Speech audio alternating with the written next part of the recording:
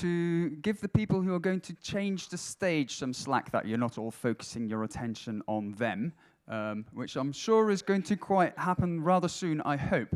If not, we really are going to talk too much, but we're going to benefit from that, and I would like to have a few more moments with the guy I think he's absolutely mad and wonderful at the same time, but Etienne Abelin, who initiated this festival. And Etienne, what I want to ask you is, how did you get the idea to do an indie classical festival in Switzerland? Thank you, Brandon. This all started really a few years ago when I started to get interested in that kind of post-genre music, I would say. I discovered the things that are happening in Brooklyn. I discovered the things that are happening in London, and was really very much in love with it. Then I also discovered Nick and saw that this is really, part of the same community in a certain way. And then I realized that Nick's music is being played in Brooklyn by some of the top ensembles there, and there was another sign that this was all one story. And I thought, well, I live here, I come from here, I want to do this here. You always know you've got somebody entrepreneurial when he takes the microphone from you. I'm going to hold on to it now. You've got here in Switzerland, there's quite a lot of music happening, so I've been told. We've had a nice example of in the United States where indie classical has started. All over the world, you told me just before, it's different. Every country has an own style of composing. Every person, of course, has an own style of composing. Does that have anything to do with the name of the festival? Well, yeah, in a certain way. I mean, indie and classical, you wouldn't think together. It's like Zen and funk. You would not think in the same sentence. But yet, Nick calls his music sometimes, with a little. It's a fun thing, Zen funk, and it's because it combines these two worlds and these two tastes in a new way, and that's what we're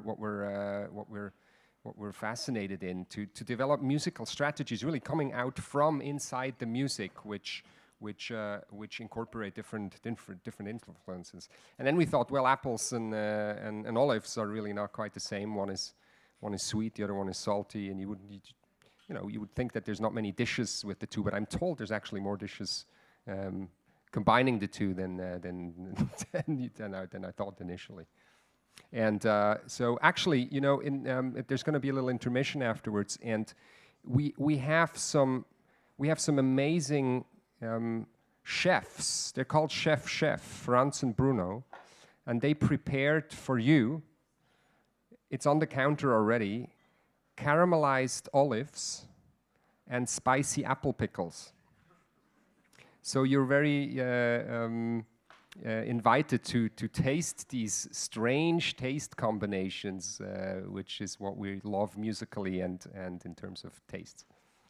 Now, they were there yesterday as well. I tried it, and I want to invite you as the audience to do something as well, and it's there to taste them at the same time.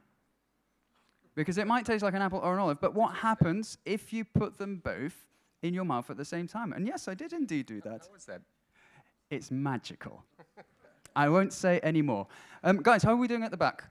Yeah, almost there. Great. Hey, what's up next?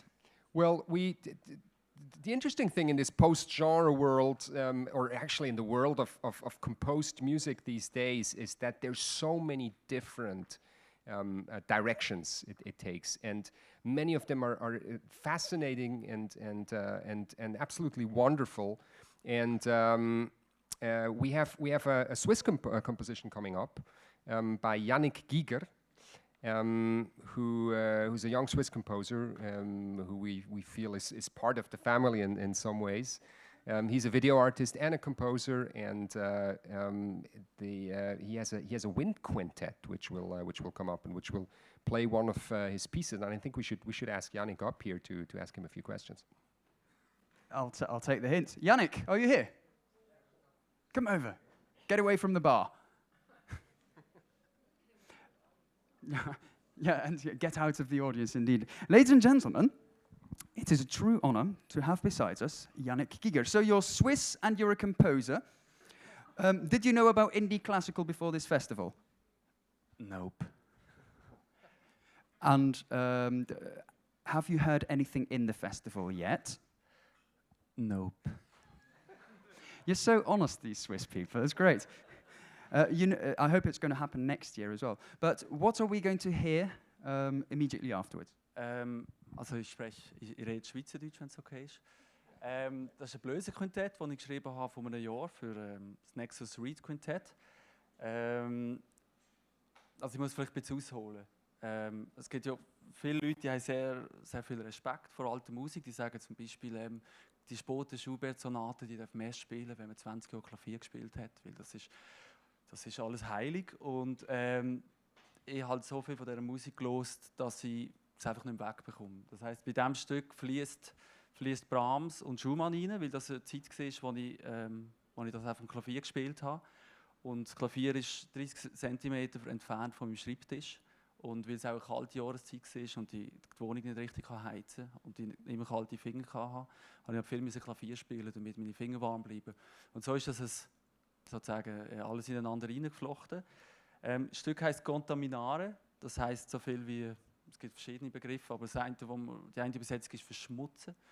Also ich habe sozusagen die zwei Klavierstücke, gewisse Fragmente rausgenommen und habe sie ineinander so verschachtelt und habe die hochromantische Harmonik eigentlich aufgefächert, indem ich es einfach dreckiger gemacht habe. Also ich habe es jetzt eigen gemacht. So. Okay? I didn't really understand much of it, but it looked quite interesting. In the meantime, back on the stage, it's empty. So with your agreement, I think it's about time that we get the Nexus Ensemble on stage, obviously with a very warm applause, and they are going to premiere for you a piece by the guy I didn't understand, Yannik Giger.